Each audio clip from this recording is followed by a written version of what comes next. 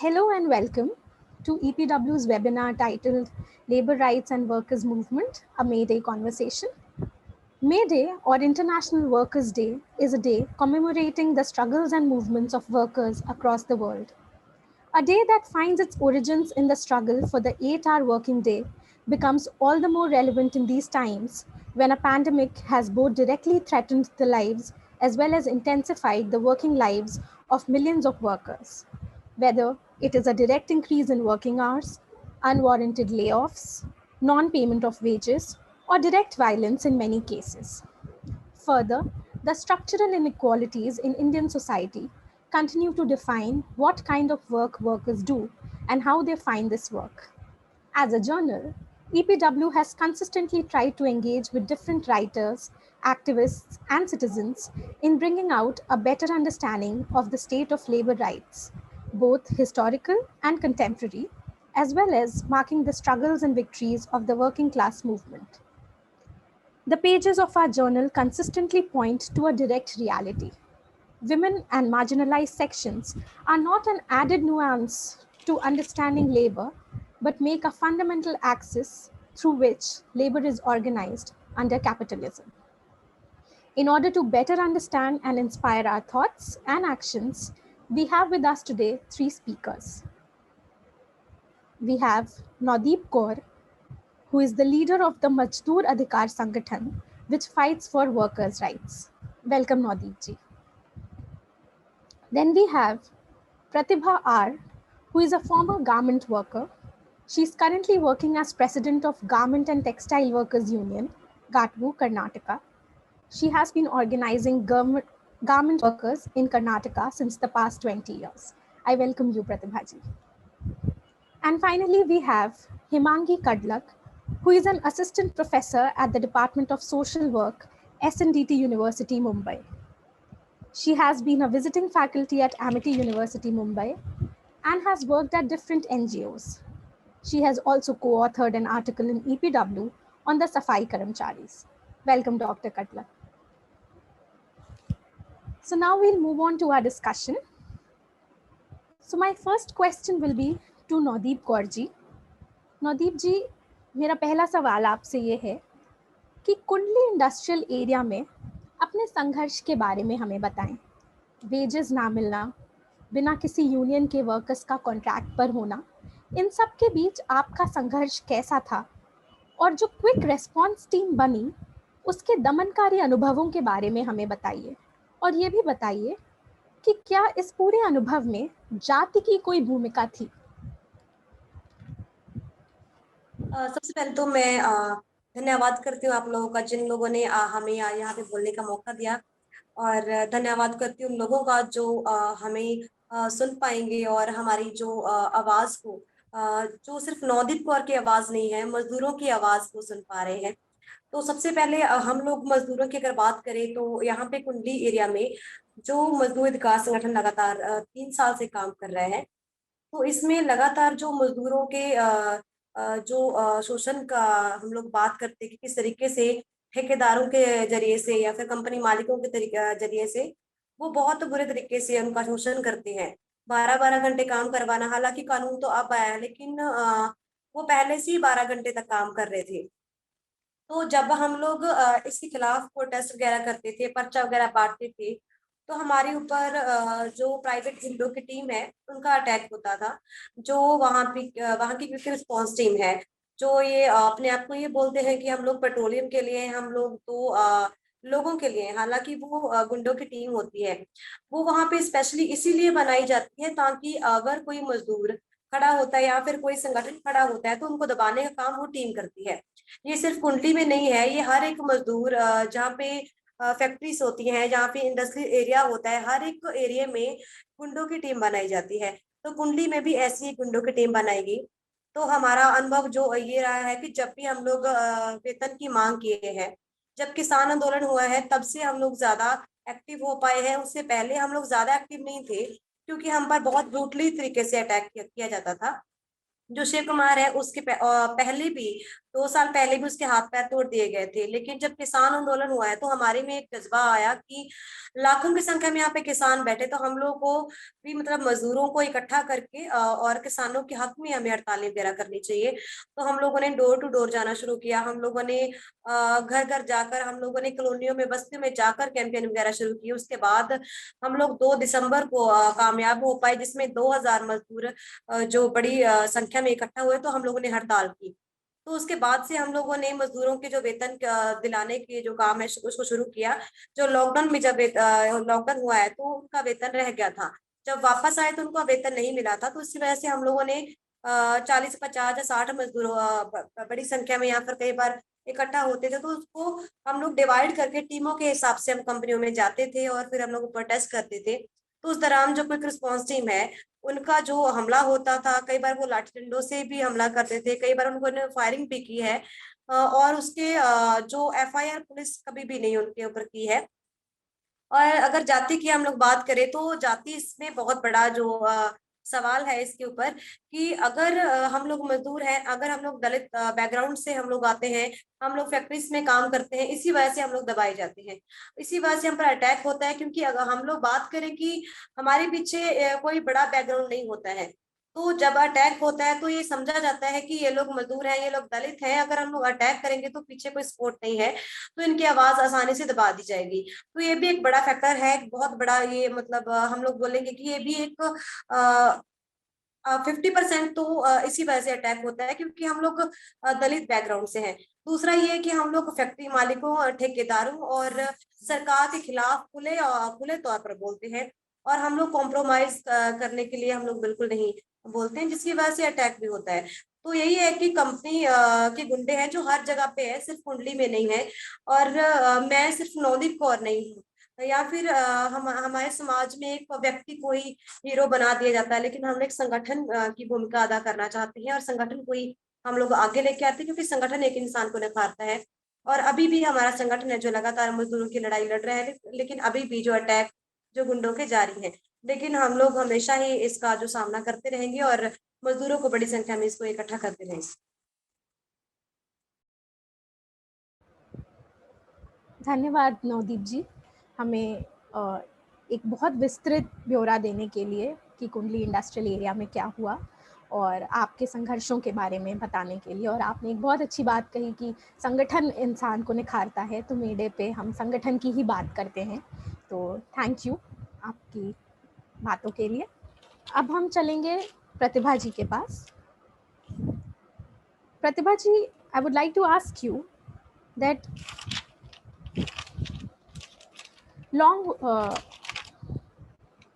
the garment industry is among the most exploitative industries.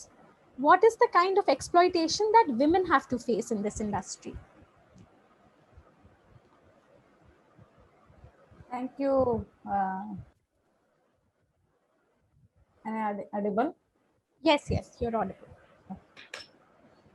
Thank you for EPW to bring all the working class to here to speak about the workers. So I would like to introduce garment sector, a brief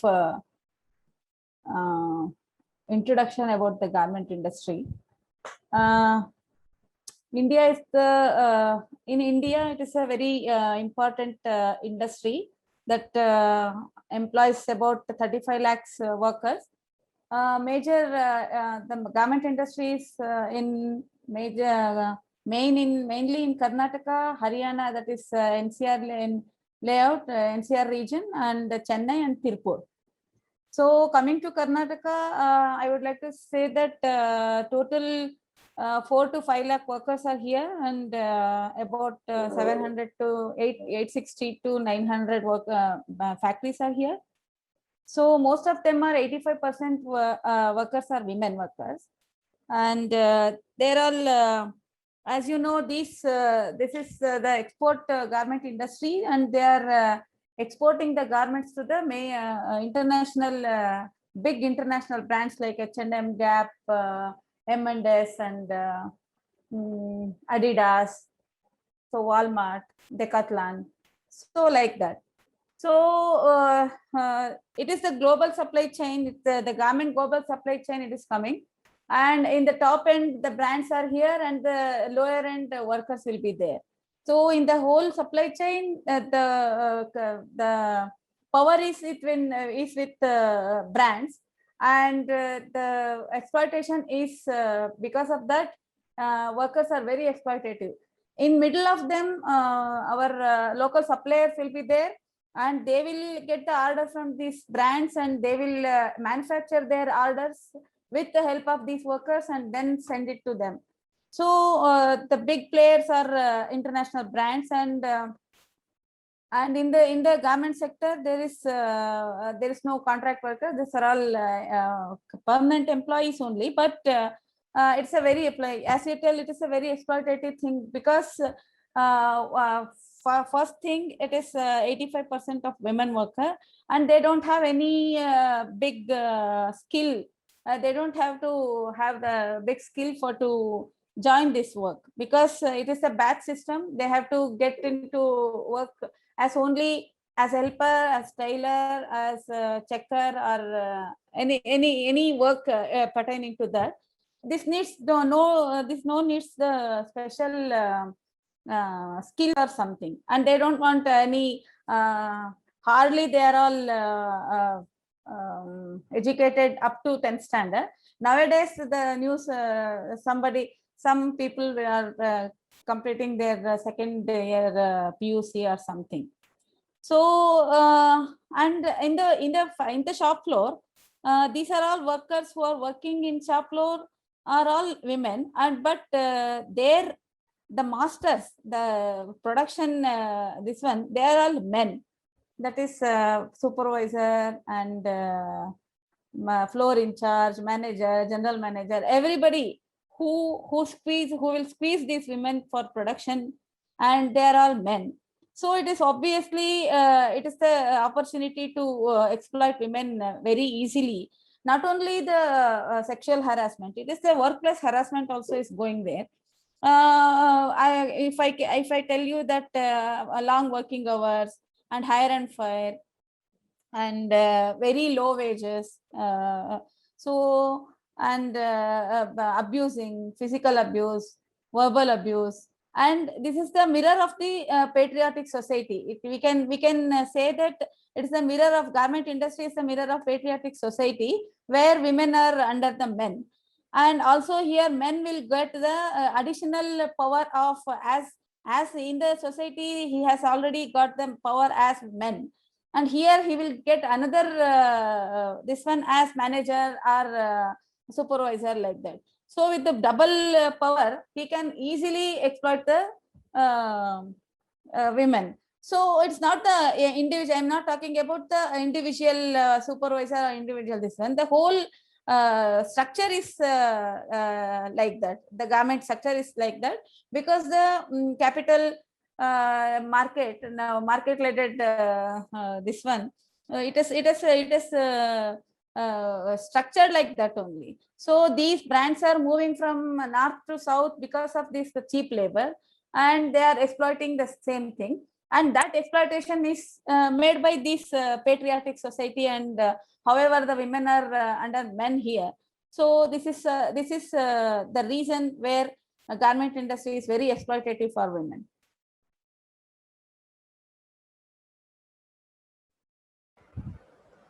Thank you, Pratibha ji.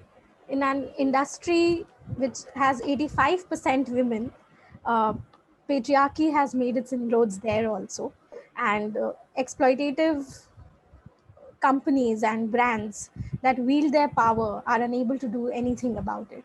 So thank you for giving us a detailed picture of what is actually happening in the garment industry. We will now move to Dr. Himangi.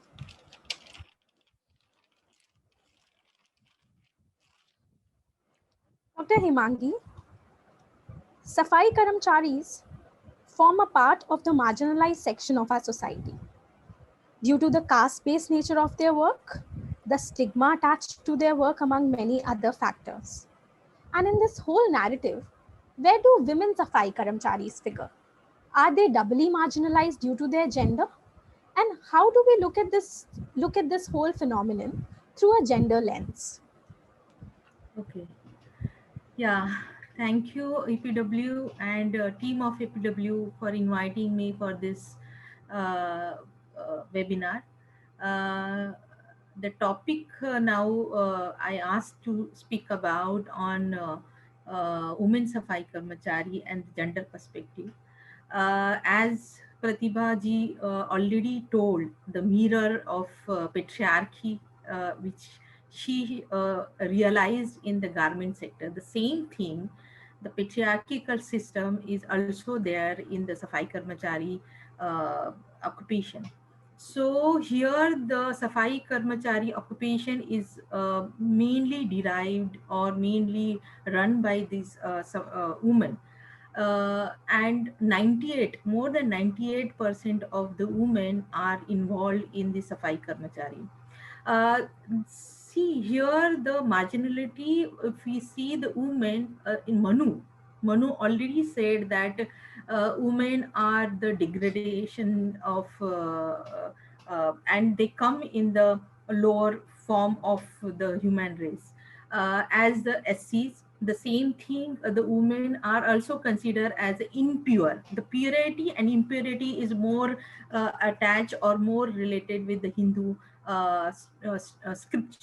scripture. As the Manu says ki, because women menstruate monthly and therefore she is considered as impure. Even the whole Indian society, if you see the women are if she is menstruating, she is considered as a impurity, and therefore the whole concept of the purity and impurity attached to this woman. At the same time, the Safai Karmachari, this occupation is also considered and or also attached with the purity and impurity, the stigma attached, because these people, these Safai Karmachari are involved in the dirtiest occupation.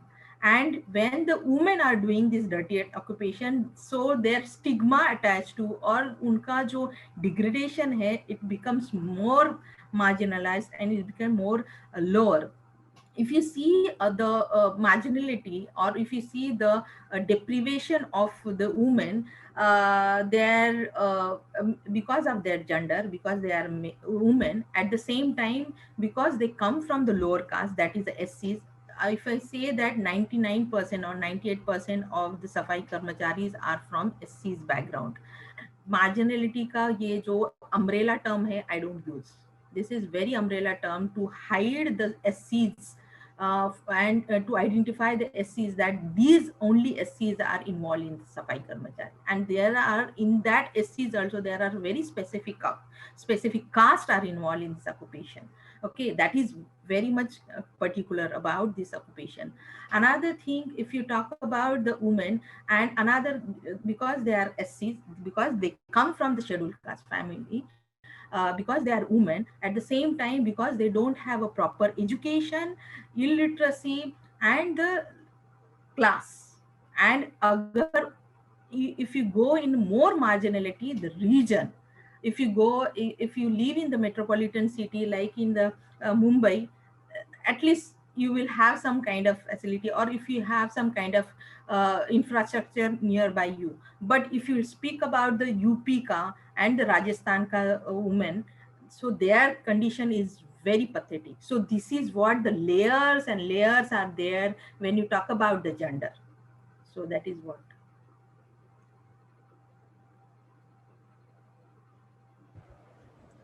Thank you, Dr. Hemangi.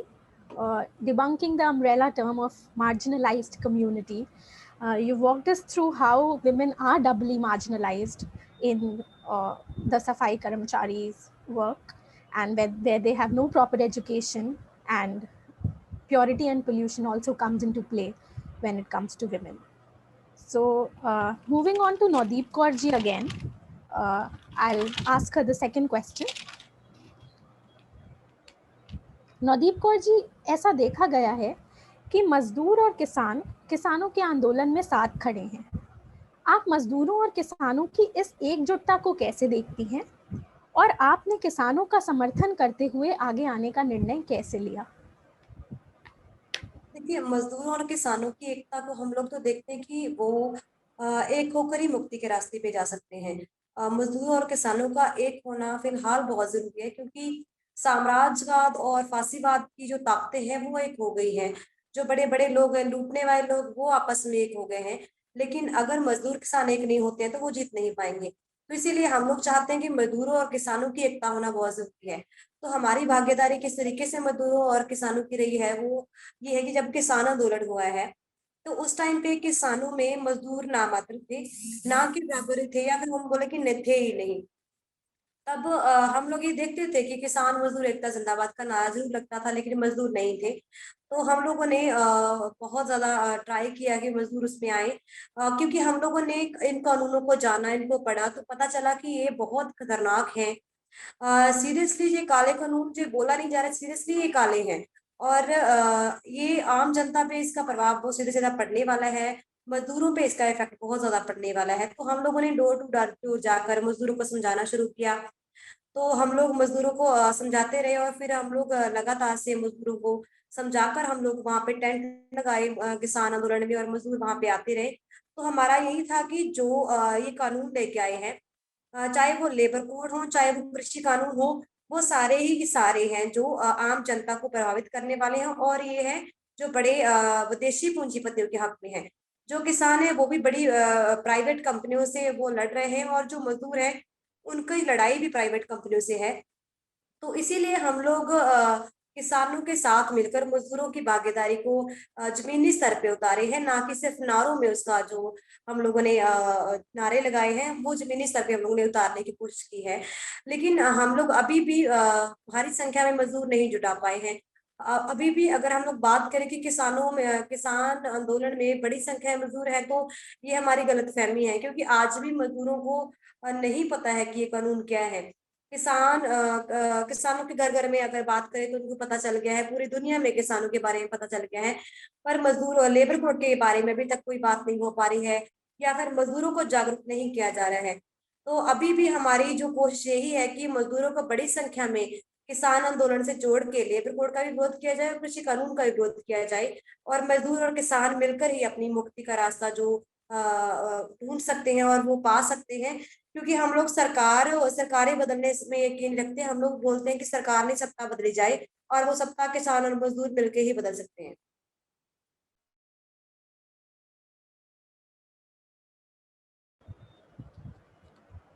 शुक्रिया नवदीप जी, कुछ बहुत ही महत्वपूर्ण बातें हमारे सामने फिर से रखने के लिए कि ये सारे काले कानून विदेशी पूंजीपतियों के हक में हैं, आम जनता के खिलाफ हैं, और कैसे मजदूरों को किसानों के साथ मिलकर ही आगे इसका विरोध करना होगा, और लेबर कोड के भी बारे में हमें बात करनी होगी। और उस पूरी प्रक्रिया के बारे में बताने के लिए धन्यवाद कि कैसे मजदूरों ने किसानों के आंदोलन का समर्थन किया। We will now again move to Pratibha ji.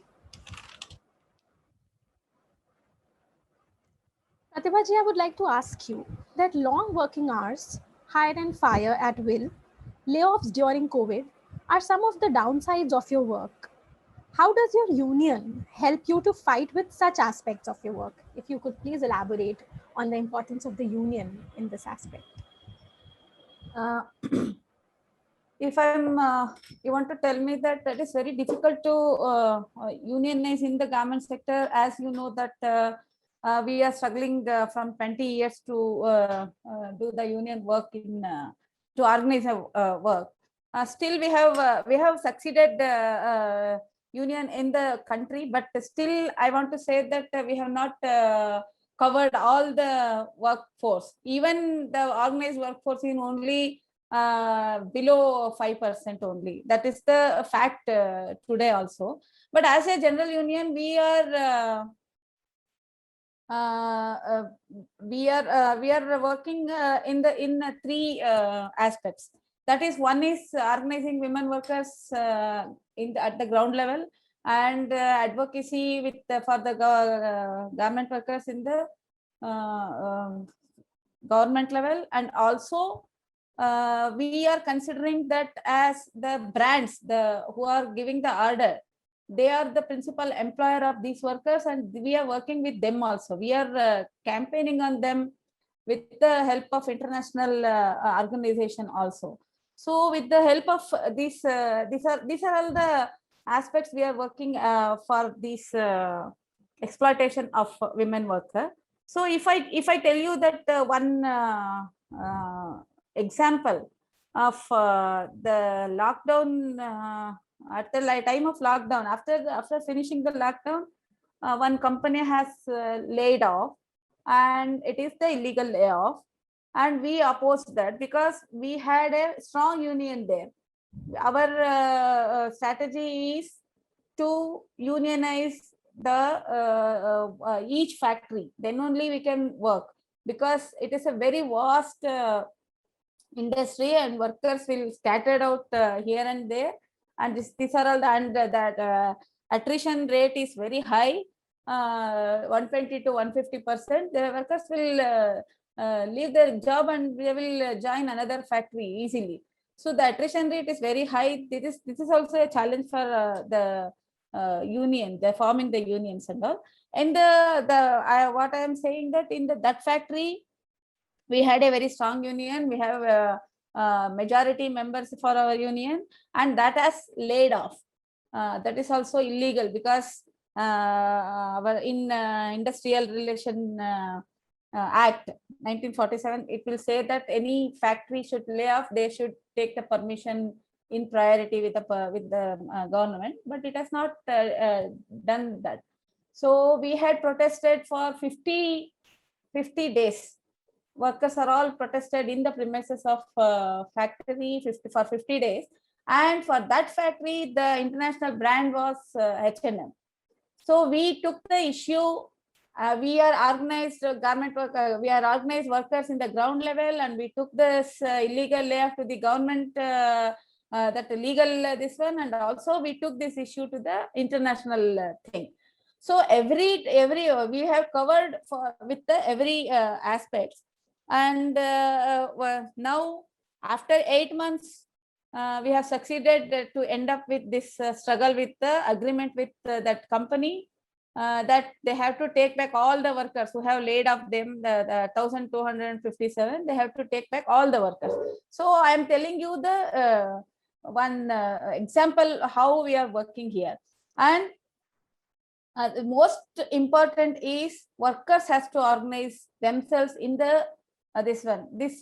We can see some NGOs can do anything for their welfare, and they are representing them in any forum internationally. Everything is okay, but workers has to organize in ground, and they have to sit back for their rights, which happened in this case. So then only they get something, because I'm telling that in the lockdown period, so many factories have closed down, and so many workers, 30 to 40% workers have lost their job, but nobody has resisted like this, because no strong unionization is not there.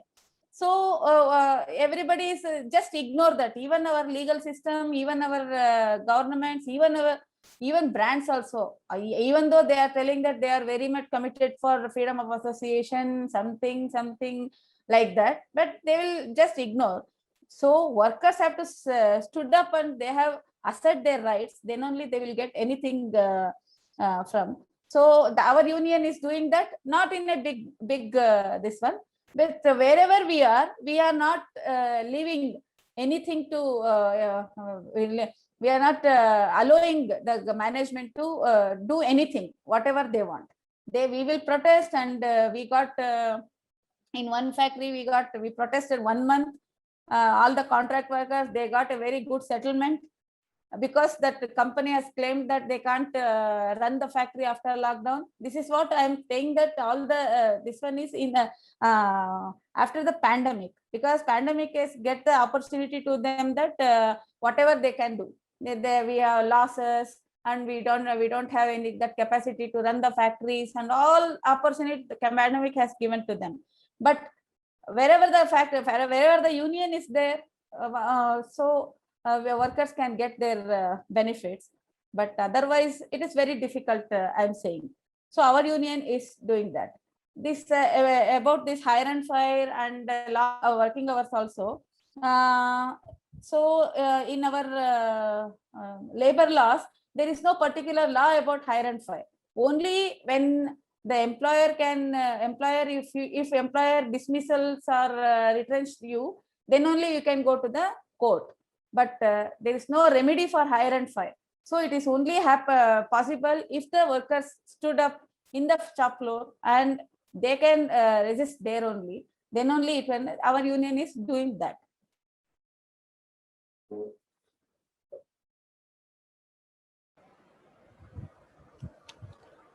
Thank you, Pratibha ji, for giving us a very realistic picture of unionization in the garment industry.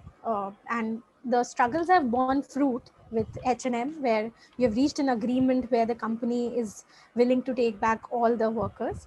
However, there's a long way to go, as there are no remedy or laws in the labor laws for hire and fire.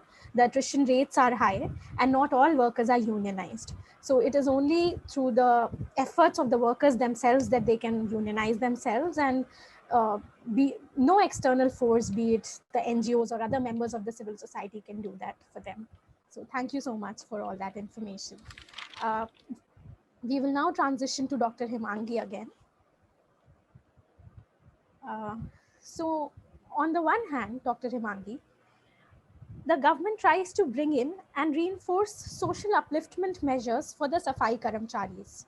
And on the other, the Social Justice Department itself, as is the case in Maharashtra, encourages caste-based recruitment through the Varsa Hakka system.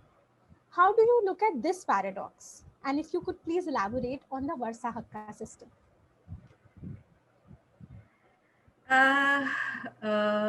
As this occupation has a base, this occupation has a base of caste. Okay, it has started with the caste, and whatever the SCs, scheduled caste people are involved in this occupation because they are born in this particular caste and therefore they are in this work. So that is the base of this occupation. Another thing is, whatever the policies, there are a lot of policies, there are a lot of government schemes have come, a lot of laws have come, and none of the policies and none of the laws has implemented properly as it has written down on a paper. The reason behind it, because these people are from a scheduled caste background, therefore none of the government wanted them to uplift them. So it is just a kind of token of shown that they are doing something for these people, but they are not, because there is a will and there is a way. Here none of the government had the will or have the will, and therefore there is no way for this for their liberation or to come out the SCs from this occupation. As this occupation is an intergenerational occupation. If I tell, if you ask any Brahmin how many generations are involved, are enjoying the privileges because they are born in the particular caste, like resources, maybe the education, maybe they have a property, maybe they have a land, and they have everything. Okay, the same question if you ask the lower caste people, that is SCs, that how many generations these SCs are involved in this occupation, they don't have answers. Because if I say, even I worked in the Trichy, Tamil Nadu, even I worked in the Mumbai, and I have done a lot of review of literature because I worked almost more than 16 years in this field. So there are more than 5 or 6 generations. That means they don't know how many generations these people are involved in this occupation. That is what the paradox is, our caste system in India. And the same thing applies in the government, because those who are sitting forming the policies or making the decisions on behalf of these people, they are all from a low upper caste background. Okay, So they don't want to, and they don't want to because they know that they don't want to, because they want a servant. They want people who clean their shit, okay, day and night. And they want people to generational, intergenerational, they should involve in this work. And if you see the Varsa Hak, Vasa Hakka is Varas Hakka. When you say the Varas Hakka, that is, as I said, it is a forced labor. It is not a willing labor. It is a forced labor. It has forcefully given to the lower caste people because they born in a lower caste, and this they want the upper caste people wanted a servant. Okay, the free labor. It is a free labor. Safai karmachari is a free labor. When it has started as an occupation, when the British started institutionalization and institutionalization the process, before pre-British, it is a forced labor. It is a kind of free labor to them. But good that Britishers came and they started the institutionalization and systematization of the process, and the occupation, the term of the occupation has started, recruitment started since then. The Varsa Hakka is the process of what is the forced labor. Okay, the Varsa Hakka system, in the Varsa Hakka system, if when the occupation system has started after British, and the institutionalization and systematization of this occupation have started properly after Britishers came, and then the Varsa Hakka system have come. The Lad Page committee has started this system. Okay, so in that, the Safai Karmachari has to, when he is alive and when he is on the duty, that time he has to fill the form for this, and who can be on his behalf when he die, the employee die, or he get incapacitated, he get injury, or fully incapacitated that he cannot work in his life further. That time, any person, whoever he gives a nomination, maybe his wife or daughter or son or relative nearby, whoever he feels that, or death, retirement, or incapacitated. So on that basis, the Varas Hakka system can be applied to that person. And this Varas Hakka system is, you can see in the municipality Safai Karmacharis, not he in the railways or something. But railway is one of the biggest kind of industry where the Safai Karmacharis have been recruited and the manual scavenging has been recruited. And if you see, there are like Safai Karmachari and manual scavenging. Government is denying that there is no manual scavenging, but whatever the Safai Karmachari is doing, it's also one kind of manual scavenging, and actual manual scavenging is happening and everywhere, even in the metropolitan city also. If you go, even I have seen, because I always see because I have eye on it. But even if you go and see before rainy season start, yeah, you will see the manholes, the cleaners, and they go in the manhole and they clean. That is what the manual scavenging. If you see in the metropolitan city, and that is what the hypocrisy everywhere, even in the government department, even the local people, we and you, everybody is hypocrite of this caste system, and they see open eyes, and they see that the system is very much prevalent because they want a free labor. And who can give the free labor? The lower caste people. That is what the SC scheduled caste, because these people are almost a 99% are involved in this occupation.